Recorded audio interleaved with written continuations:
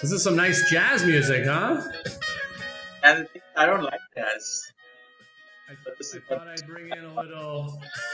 Maybe I'll stop the share now. Rajiv, how are you today? doing well, doing well. The music definitely put me in a very chill mood. Yeah, Thank you. I like it. Nice for a Monday evening. I'm trying to stop it now. I'm in full screen mode. All right. Rajiv, you're on the coach's corner. How do you feel? It's amazing. Thank you so much for inviting me to this prestigious format and your awesome show. Thank you for having me. Well, I even love the contribution pre-show about the music. We're going to start to enhance this show and using a tech master, if not other mastery that you have. Happy to have you here. You know what I'm going to do first? I'm going to play the intro video that I created for this particular segment. And then what we'll do is we'll jump into some conversation. Let me grab this. And I'm eager to see what you've cooked up.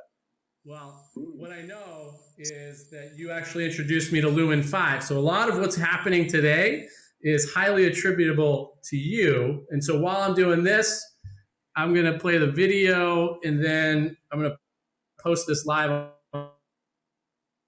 on you and then we'll fun.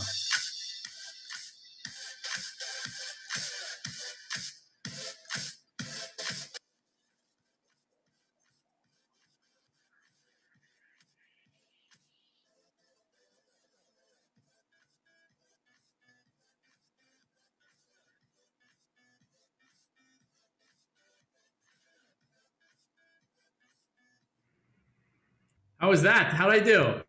That was awesome. Edge of the seat excitement. What's that? I I love it. really I love love it. your punchy sarcasm. No, no, no, no. That was a genuine compliment. I'm serious. Right. I'm always laughing, as you might know from earlier interactions, that I have a laughing disability. I'm always laughing. So just because I'm laughing and I'm saying something, it does not take away from the authenticity attached or the sincerity. I absolutely love it. So I am paying attention, but I'm just posting this live to my page. We are live. It's live on your page. I tagged you. We'll see what comes into it. And knowing what we've had a lot of connectivity. There's so many directions this conversation would go. First, what I'm going to do is just frame it. For anybody who's tuning in, first time Coach's Corner, why am I having these conversations? Well, I love coaching. I think there's a little bit of mysticism or maybe uncertainty around what coaching is, what types of coaching there are, and how do we get clear on who's the coach for us, what's available to us, what's possible inside of all of that. So that's why I've created these conversations. And today I am bringing in a new friend, a good friend, and someone I've collaborated on with a lot of different angles, from Toastmasters to our new Joyride podcast. And this man needs no introduction, but I'm giving him a little one. He does a lot of different things, from manifestation coaching to all kinds of tech guru type stuff, lead generation. And clearly he knows the jazz and musical world because he suggested the audio that we started with today. So Rajiv, I won't get too verbose. Good to see you today. Thank you so much for having me on this amazing show. It's an honor. Yeah. So how are things? Tell me. I mean, we're gonna have a regular conversation. I don't want to get too scripted here. We did chat about a few things, but what's happening in your world? What was today like, or what are some of the things you're seeing from clients, or just new things you're doing? Yes, thank you so much for that question. Yeah, life is very busy. And just to kind of tell everyone why, uh, and this question has been asked of me earlier, and I'd like to tell everyone in a way, sort of like a PSA almost, is that this whole Corona situation can be used either as a blessing or a curse, but it all depends on your perspective. So if you view it as an opportunity for you to stop and reassess your life and think of how, if you're a business owner, how Corona and the whole thing, how this is going to impact your business. But more importantly, if you can answer two questions, it will change your life and position you for success. These two questions are: one, how can business be done differently? That's question number one. Question number two is, how can service be delivered differently? So these two things, these are two very interesting and important questions, because if you have the answer to these questions, you can essentially pivot your business today and change the course of your future. Because if you can pivot and be successful today in light of this whole corona global pandemic, even if there's something that happens on the heels of this, it could be a recession, it could be a tornado, it could be a typhoon, it could be anything. And short of aliens taking over the world and landing, on planet Earth, short of that happening, no matter what happens after this, your business is secured in a way and will continue to operate and be profitable, because you have managed to pivot and make it work. Like Tim Gunn says on Project Runway, make it work. So it's all about making it work. And yeah, and if you have this mindset of making it work, and if you look at the world through those lens, it's a world of opportunity in front of you. And just to give you a small example of that, we've used this exact same thinking to become extremely busy. One of my companies is called R Square Media, which is an online visibility company that helps clients be seen or not be seen. So we've used this thinking to help coaches and advisors get clients by running highly targeted lead generation campaigns. Now, how does that have to do with the corona pandemic? Sure, we've done these kind of campaigns in the past, but the reason why corona kind of makes this more relevant is because everyone is trapped at home, everyone is online, everyone is on social distancing makes everyone super lonely. So what this all means is that people now more than ever are extremely receptive to compelling messages. So this means, as a marketer, if you have the right message targeted at the right person and you put that together, it's an explosion of business. So that's exactly what we've done and helped business owners, coaches, and advisors get clients using this thinking. That's one of the reasons why I've been super busy, these past few months. I love it.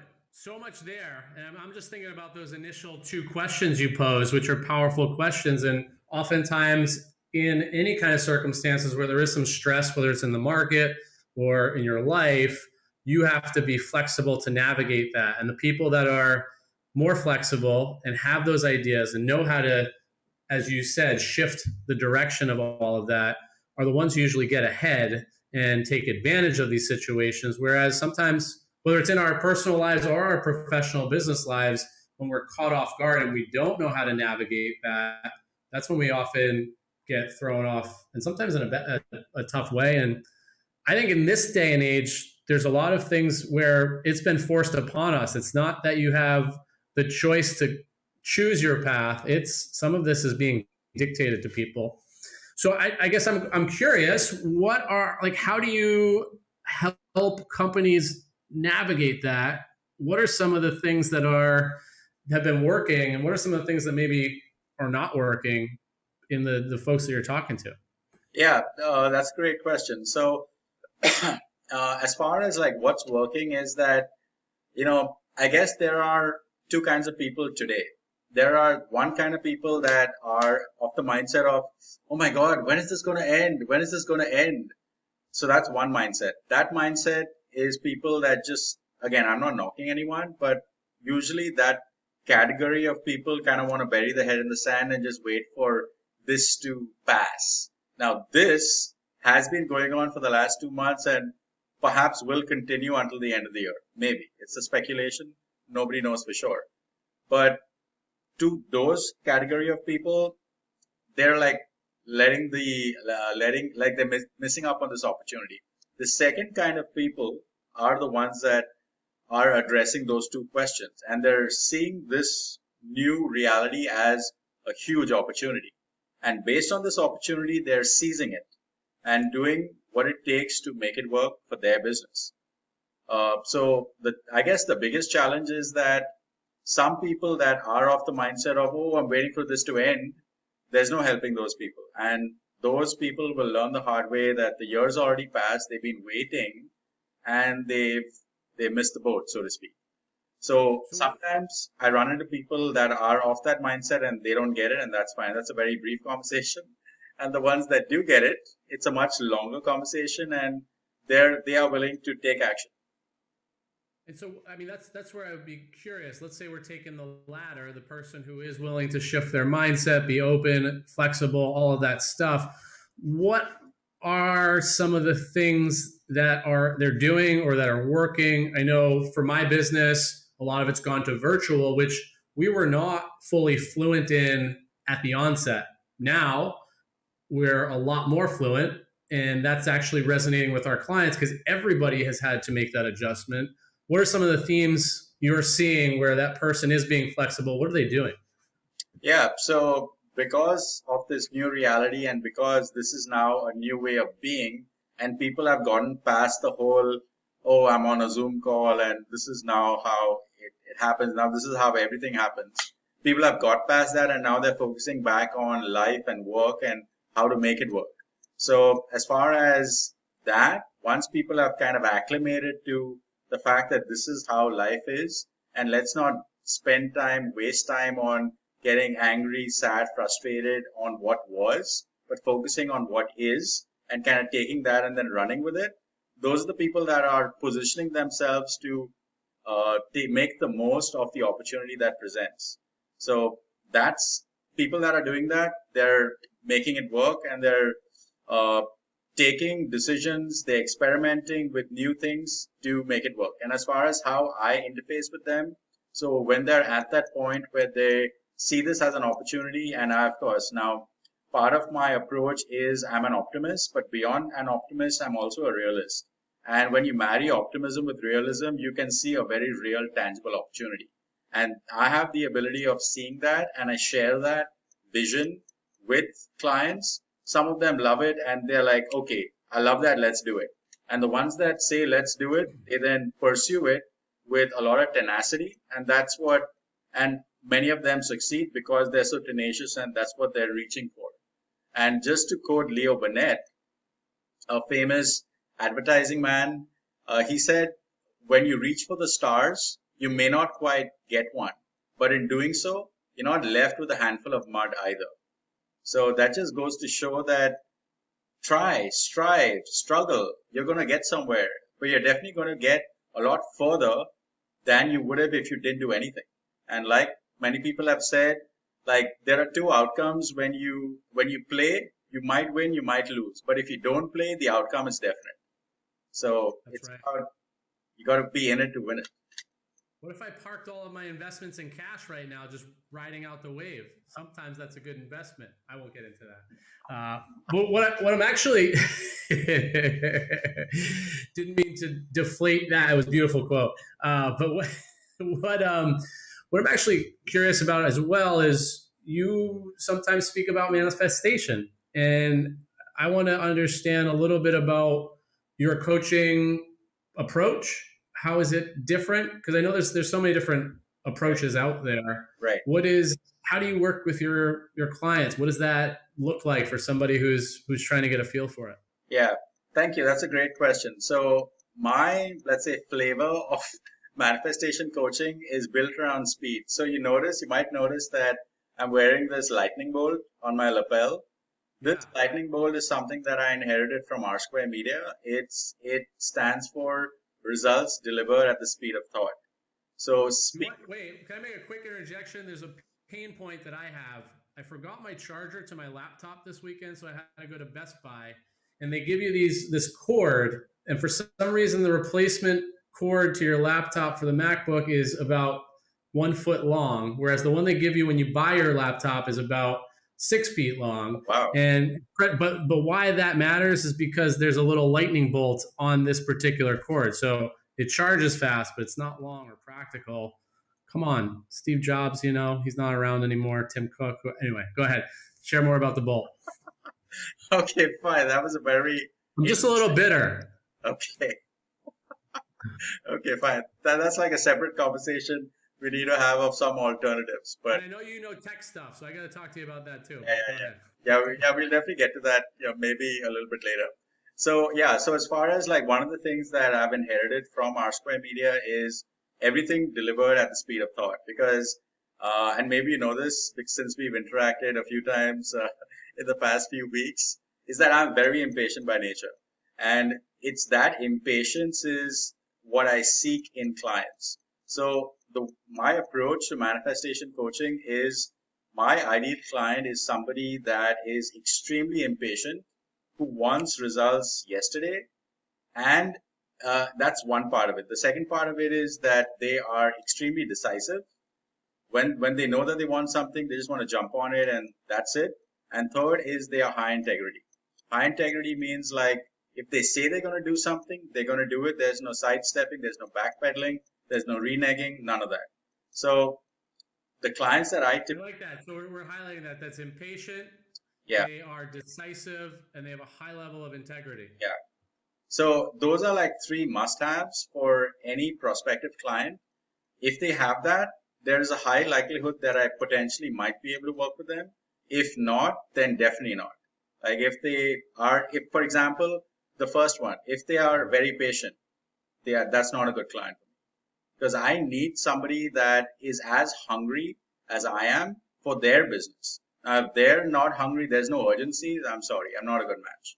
So those are like 3 must-haves for clients. Now, the way that I work is that my coaching practice has a baked-in redundancy to the extent that it's designed such that the client will not need me usually in more than 2 or 3 sessions. That's it. So they have a clarity on the what and the how, usually in the first and second session. And after that, boom, it's just execution.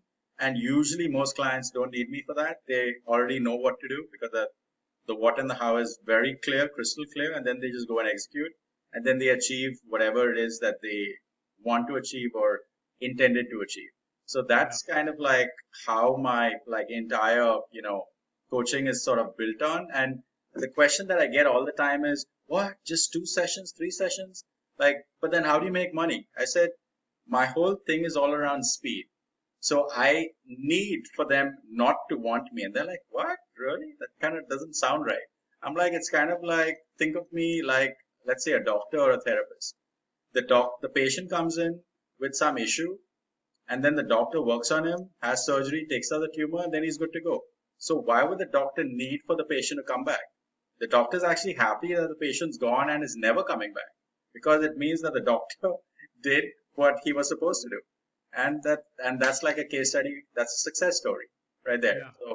So that's my thinking as far as, like how I work with clients and also what outcomes client can expect when working with me. So that's like that's like the broad holistic part, but kind of deeper part is basically I help clients like get to the next level. Like for example, the most common situation that I run into is clients will tell me, Rajiv, like I have all these dreams and everything, but like, it's just me. I'm just this one. I'm a solopreneur. I'm just like a one-man show.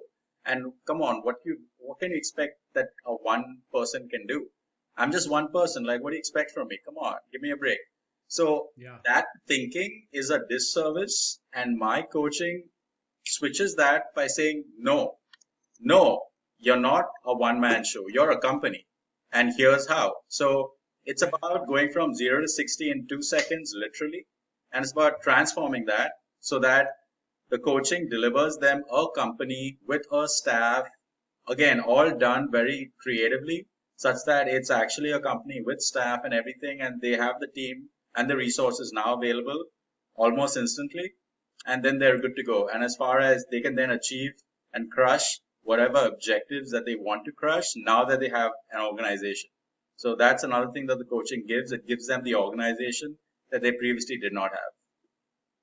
And so are they creating that organization themselves, or you provide them with some kind of structure around it? Because if we're just talking 2 to 3 sessions, I'm guessing the implementation of it is really either on them or their team that you've now helped them create.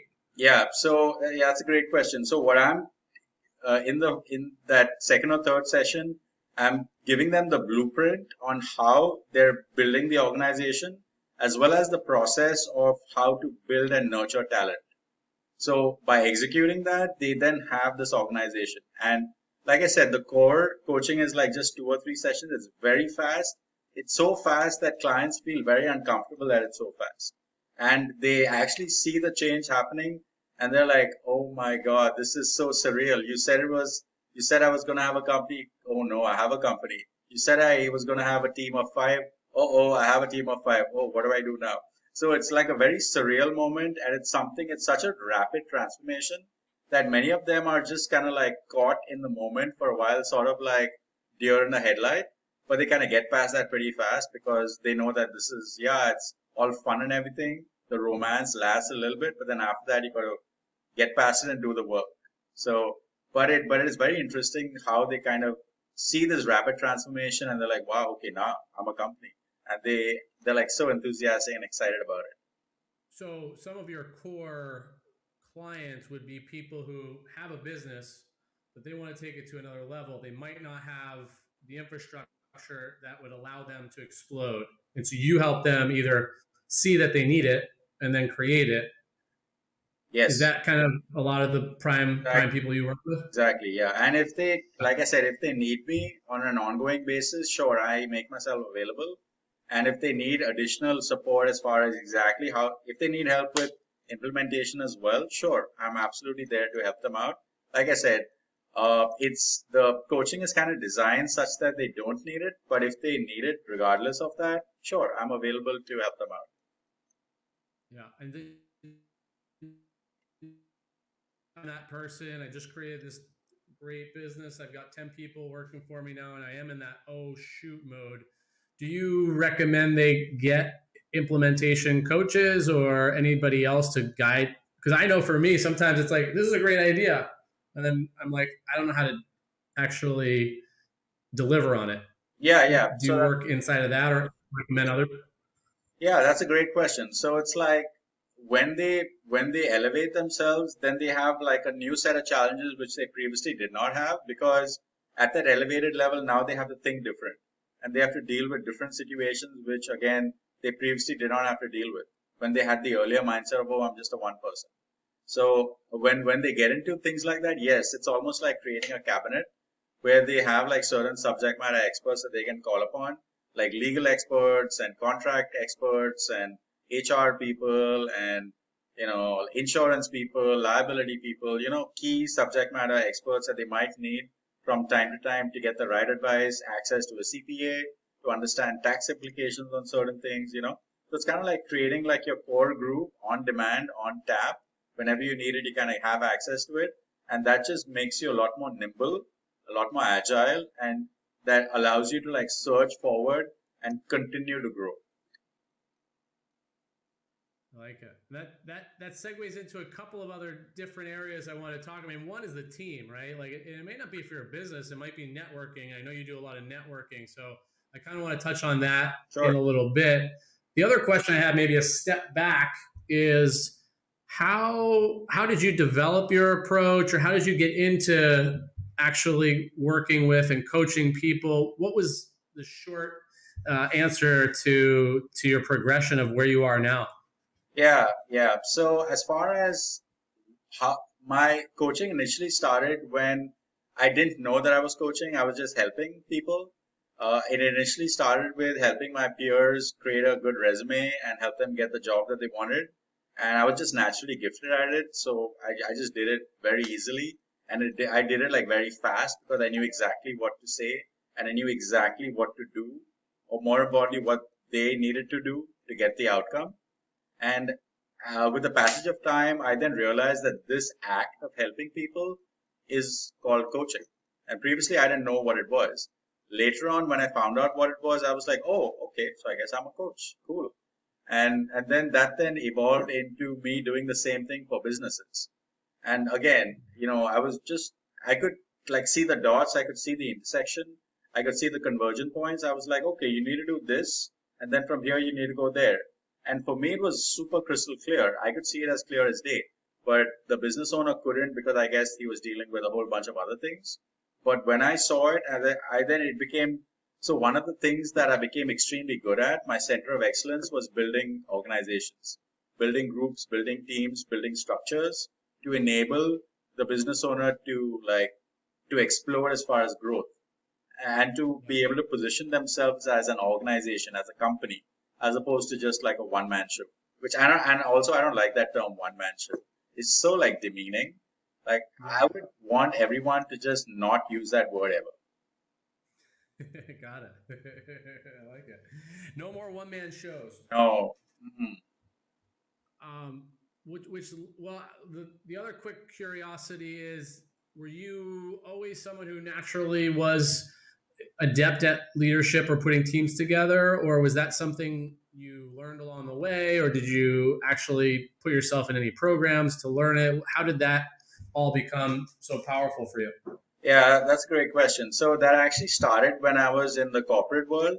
It started when, uh, for whatever reason, the roles that I took were very entrepreneurial in nature. It gave me a lot of flexibility at putting together teams and the flexibility of understanding where resources were that were right for the job and then putting them together and then doing that sort of like matchmaking to make an effective team, and then those teams produce great results, and kind of just assembling a team based on that. Sometimes it was a menagerie, but despite that, it was just awesome.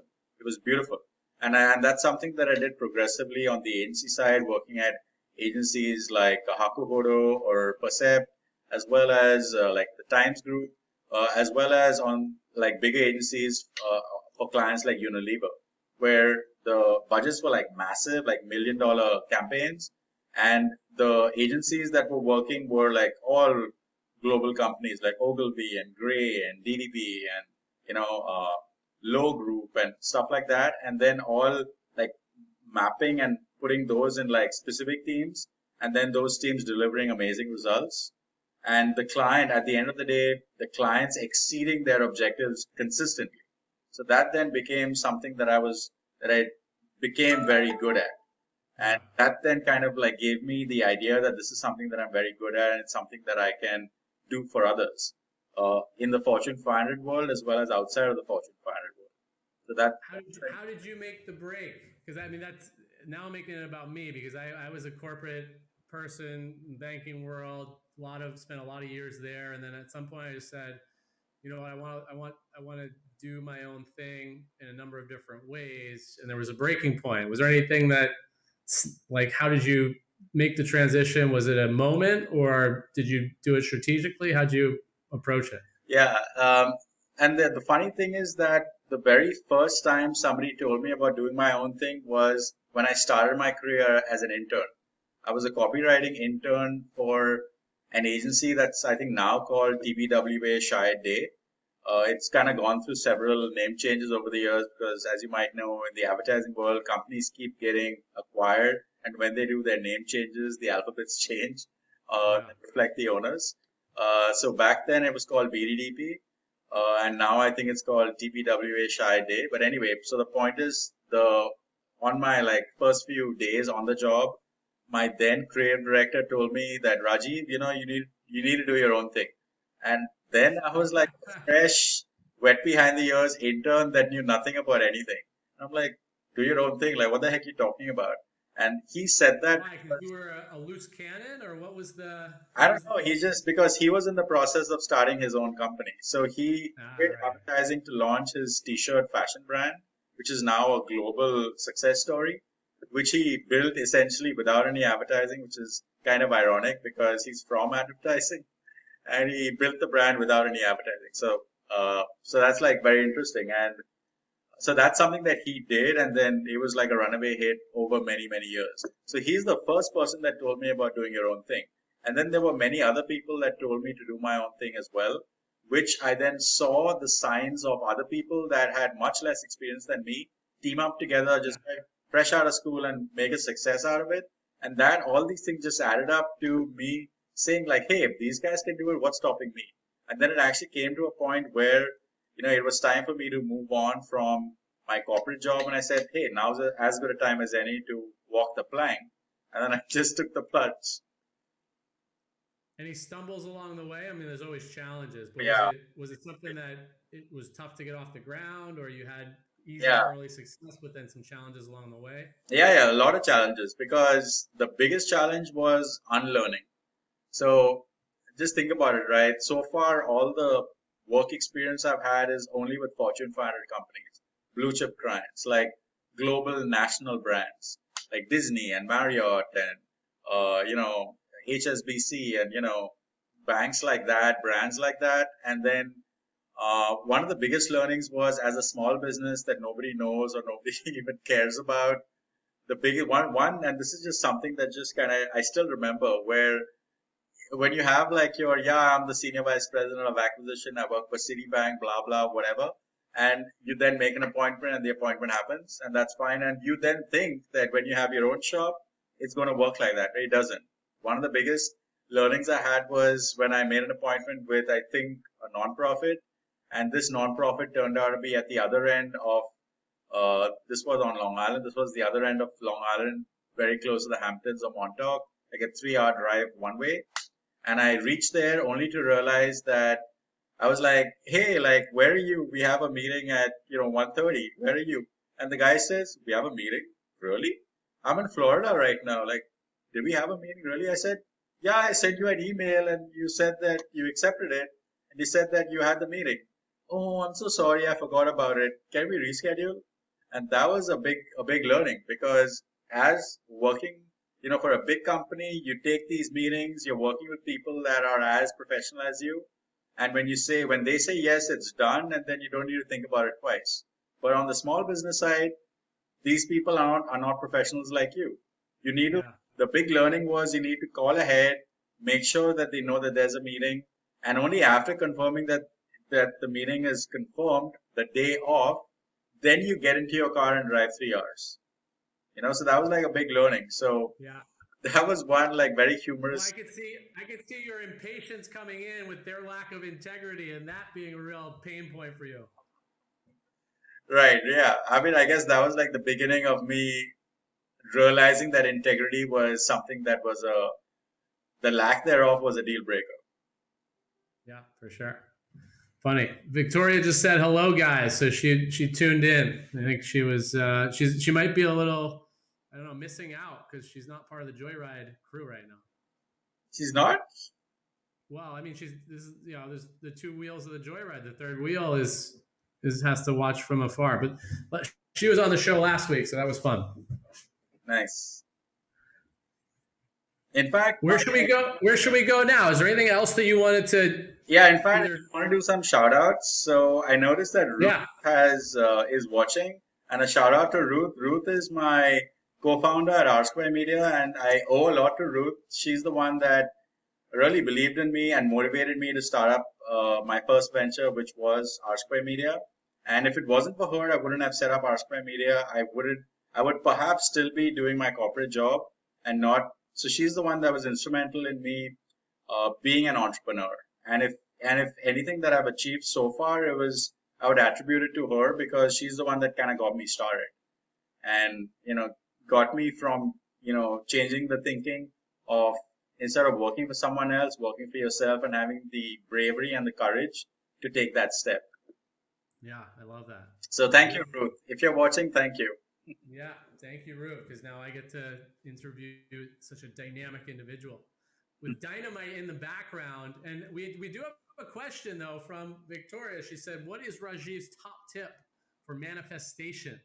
So I'm wondering how you might respond to that. The top tip is to schedule a discovery call with me.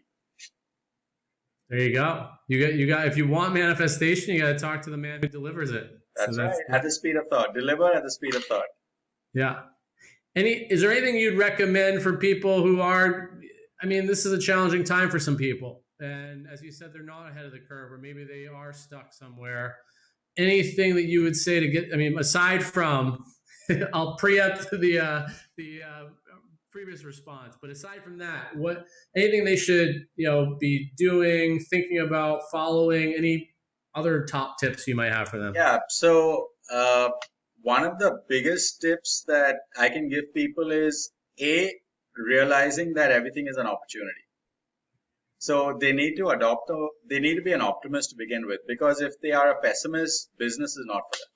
Business is built for optimists, not pessimists. Because if you're a pessimist and you're thinking that it's always going to be horrible, there's no reason for you to do business, because business is with the intent of being for it to work. And when you're Yeah. thinking it's not going to work, you're not, that thinking is not compatible with being a business owner. So if I you mean, are, that speaks strictly to mindset, right? I mean, it's is the glass half full or is it half empty? Are you exactly, looking for the positive outcome and pulling it in, or are you constantly focused on that bad outcome and pulling that in? exactly. Yeah, because I think somebody said it like a while ago. I heard somebody say that energy flows with focus. So if you focus on something, that's where the energy goes, and that's what you attract. So if you're focusing all on what you don't have, well, guess what? That's all you're gonna have. And it's kind of ironic, but that's sort of how the world works, how the universe works. Yeah, I have on one of my Tony Robbins water bottles. I have that. It says, "Where focus goes, energy flows." That's So it. That's. I think that's the code I was looking for. Thank you. yeah, yeah. Was there another top tip? I think you said one. Was there another one you wanted to throw out there, or anything that? Yeah. So one is like the mindset part. Second part is about failure is a stepping stone to success. And you need to think of it as such, because failure is telling you about what did not work. Now, if you think of that as, oh my God, it didn't work, I'm crushed. No. You need to think about it as, it didn't work. Great. What did I learn? And based on this, what will I now not do again? If failure teaches you that, that's awesome. That's an investment. You should fail more, because that's going to tell you all the things that you should not do. And that's awesome. That's like an amazing, in fact, most business gurus say that if possible, fail as much as you can when you just start out, because later on the stakes are a lot higher. And if you fail then, it's a lot harder to recover then than it is when you're just starting out. So fail a lot. Go at it with the intention of trying to discover.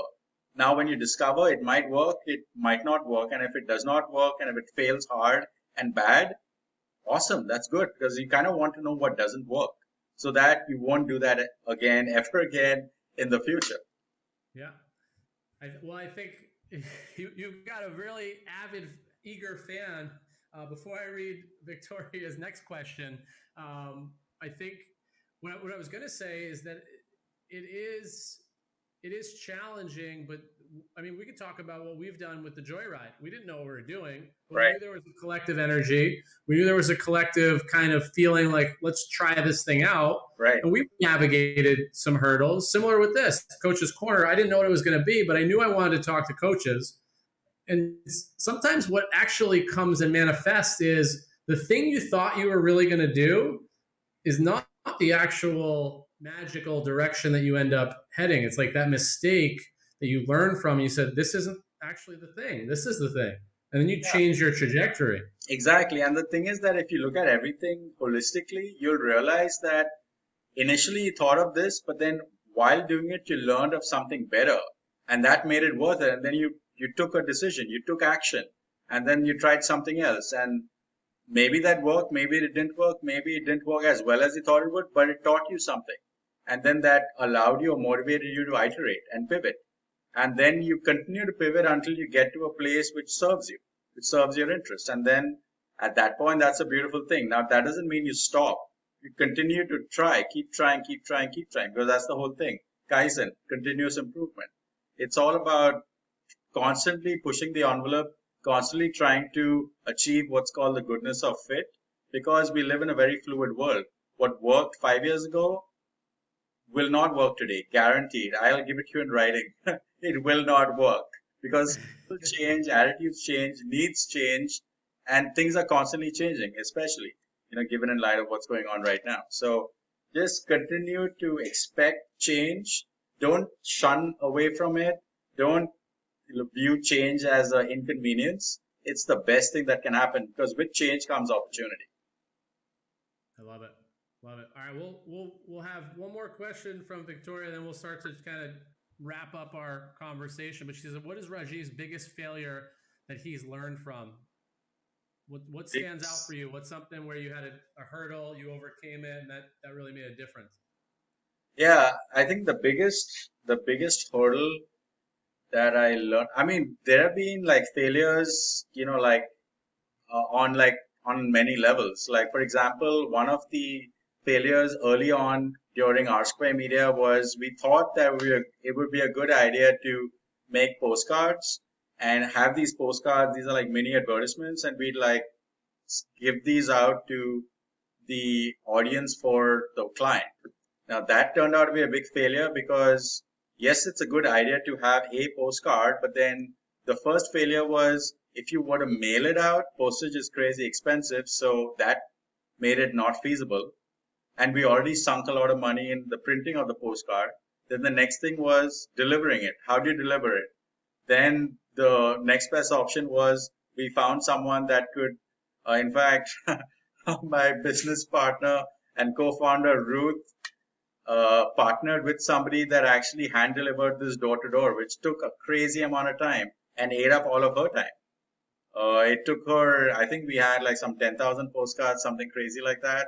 And in order to deliver them, we tried door to door. That didn't work because only USPS postal people can go door to door legally. And we found out very quickly that, yeah, you try to do that, you're going to invite trouble. Okay, that died an early death. The second thing was, let's put these flyers in parking lots. That was again a problem because you only certain designated people can legally put stuff on flyers. Otherwise, you're inviting trouble from cops and like all that stuff. So that died too. Another setback. Then finally, it came to the only feasible way was to hand deliver them by standing outside of supermarkets in parking lots. And yes, that was. But then again, is that really a good use of time? So all of this entire episode was like a big teaching point that what might work or might conceptually you might think that this makes a lot of sense, but then when you actually try to do it, you realize that, oh my God, what was I thinking? And Yeah. that was like a big learning as to, yeah, we're not doing this ever again. No way. And sometimes hindsight's 2020. Somebody could tell you all day long, don't do this, but until you actually learn for yourself one way or another, sometimes it takes that to gain that knowledge. But then once you've had it, now it's that much more powerful when you have to approach it again. Yeah, yeah, absolutely. Absolutely. Good. Well, I'd love to maybe hit towards the tail end here, but anything else that you wanted to either talk about or hit on, or should we pull up any of the media stuff that you got going on? Or Yeah, I mean, I guess if you could pull up the video of I think it's like a 30-second video of like some testimonials that I've received over the years for my manifestation coaching. I think some of them are like pretty impressive, especially the LinkedIn testimonial is especially impressive. That's all right, yeah, it's a Fortune 50 company, and I was able to turn around an entire enterprise sales team in 5 minutes. So again, everything that I do is around speed. So that's something that highlighted that. All right, let me pull that up real quick, and then let's see what it looks like here. This is the one, right? Yeah, that's the one. I guess you could make it full screen. Here we go. See, you're teaching me top tips. There we are. That's right.